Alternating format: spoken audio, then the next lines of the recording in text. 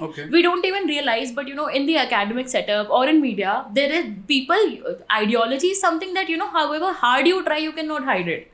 You do have to take stands everywhere. And when, in fact, it's very funny when my peers tell me, why do you take so much stands? You should not be taking stands because you are pretty early in your career.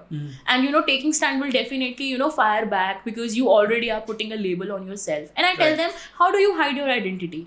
How do you hide your ideology? These are very impossible things to do. See, if I'm explaining, so to you ask me a very normal question today, what I think about the situation of Delhi, and if I give you an answer, won't you be judging me for my ideology? You definitely will. No, not really. I'm not saying no judging, but you will definitely understand, where my tilt lies. No, so if I ask you what is the situation of Delhi, and if you say, oh, the party is stupid, whoever is ruling Delhi is stupid, then I will be like, okay, firstly, that is not the answer. And secondly, what is your objective assessment of Delhi?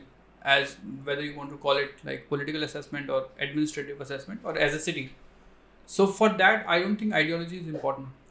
I think to say that ideology is not important is a pretty innocent thing to say, because growing up all of us were like, oh, we hate all the politicians equally, and growing up we read in the newspaper as well, the film star especially used to say, oh, I'm not political at all, keep me away from politics. No, it's so those are two different things. One is that you're choosing to ignore whatever politics exists.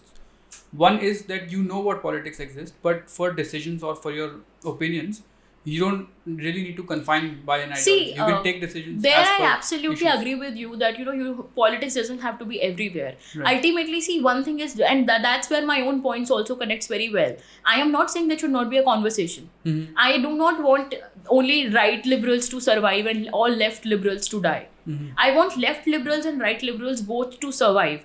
Because see, even for a car to balance, all sets of wheels should be working. Even for a table to stand on its own 4 feet, all the 4 feet should be in order. So, political system of any country cannot survive healthily if all the ideologies do not have an expression or all the ideologies do not have an equal chance to work.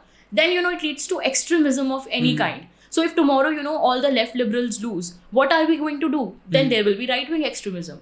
Right. And that's something that, I And that as is an something educated and civilized person would agree definitely. And the same, if right wing never has a chance to express itself academically, intellectually, or in the media, like if you're coming up with a book. Right. Imagine you're coming up with a book and that book is already been accepted by the publisher. The contract has been devised. Book has been sent to press for printing. And then, a set of 4 or 5 people club up and they start they start shaming that publisher for publishing that book. And then that publisher, simply say that I'm not going to publish it anymore. This is absolutely destruction of freedom of expression. You might not agree with the book. You might not agree with the content of the book. I don't think banning books is a good idea. It's not even banning, it's deplatforming. Banning is when, the government says that, oh, we won't let this book, like the satanic verses, it was banned. But this book, it was deplatformed. That we won't give you choice only to speak. If you want to speak... So no other publisher came up? So the book was taken to some homegrown publication, I think it's a good opportunity for them to start their own publication house. Because see, public is gullible, but at the same time, public is also very smart. They know what to do and how to do. If they want to read something, you cannot stop them. So you if can they get want satanic versus copies. Absolutely. PDFs. And that's what makes it even more, exciting. And it's also pointless to ban things. It will come out. And in this case, it was not even banned. It was deplatformed. But someone will publish it. Yeah, it is being published and it's already has sold so many copies in advance. So you've made a martyr out of it. Now it's become a matter of celebration. Exactly. And so, what I'm trying to say here is that, you cannot just survive with one set of ideology in any political system. Why does it happen? Like, do you feel the voices that come from the right in academia are not given a platform? See, so I will tell you about myself. I'm too young to comment on that right now because I have just finished my PhD and I don't know, what's in store for me in going in future. But yeah, I have been advised, and in fact, I have been given quite a friendly advices by quite a number of people that, if you identify yourself as a right-winger, your chance for getting academic jobs are pretty slim. Okay. And that's very funny to me because... Okay. In a department, in a typical department, if someone is from the left liberal orientation and he's teaching, and when he's from the left liberal orientation, the entire curriculum and the entire course is very fascinating to me. I love to read because I'm open to conversation. And so according to them, I'm a right liberal.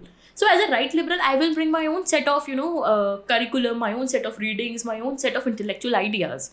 And see, even if you're not right, even if you're not very ideological in general, you will bring a different set of ideas. See, there's a difference between being ideological and there's a difference between being very strong about your ideological preferences. So it's a range.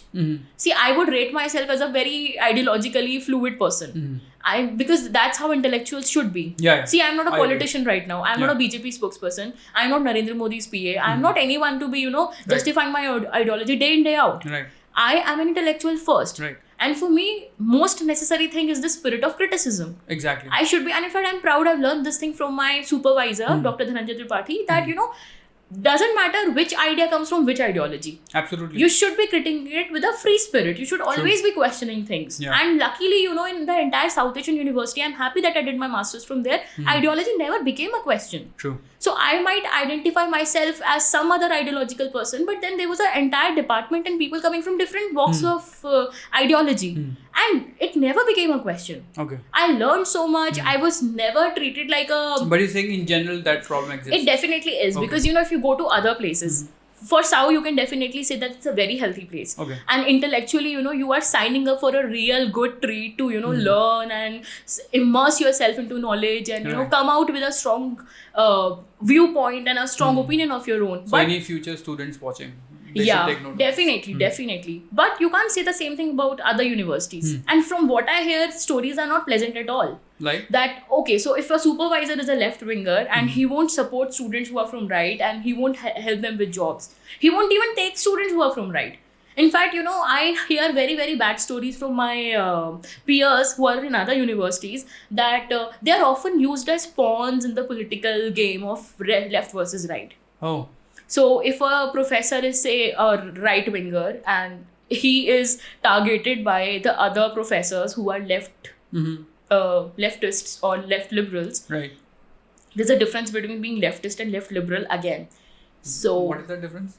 Leftists are Marxists or they're pretty, and left liberals they have a slight inclination towards left, but they're also liberal. Okay. So leftists are like politically left and left liberals are like ideologically. Left liberals are just liberals. Okay. And which is again an oxymoron, because if you look at left, there's nothing liberal about left. How so? Okay, so that's a side debate. Yeah, sure. Let me just first complete this one. So the thing is, I don't hear pleasant stories from them. They're often used in the political games the faculties play. So it happens a lot. And it's not just with this. On Twitter, I'm followed by so many people who are not from my ideology. Okay. And I think my most conversations and my most interaction and people I really hold dear to my heart and would want to talk to them again and again and maybe, slip into the DM and talk about something under the sun and, learn a new perspective or maybe even meet sometime in real life are from other ideologies. And what I love about these people is that they are open to conversations. Right. They do not judge me for taking a position. They don't judge me for being of a certain ideological... In fact, I never say that I'm a right-winger. You perceive me to be a right-winger. That's and that I say, the lenses are in your own eyes. True.